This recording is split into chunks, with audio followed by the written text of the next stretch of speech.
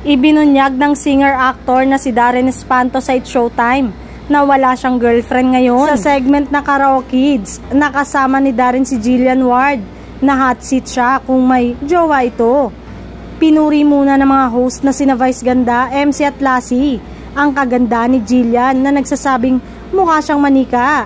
Sad tuloy ni Vice na bagay ang dalawa. Humirit pa si Vice ng may boyfriend ka, Jillian?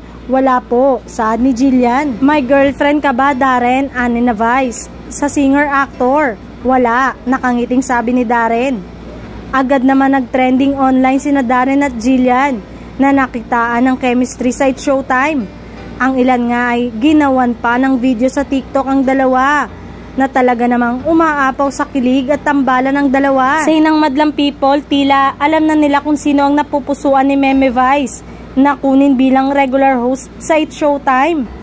Tutok at aware ang komedyante lalo na sa mga trending sa TikTok maging sa ilang social media platform, kaya't hindi malabo na isang araw ay nasa It's Showtime na rin ang aktres na si Jillian. Aliw na aliw din ng madlang people dahil sa karisma ng dalaga at bagay na bagay umano sa noontime show.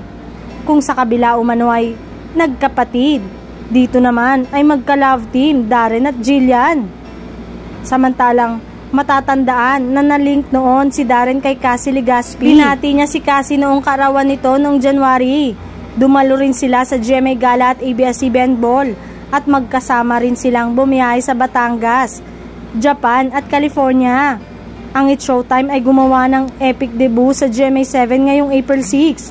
Ang noontime show ay ipinapalabas din sa GTV ng GMA Network.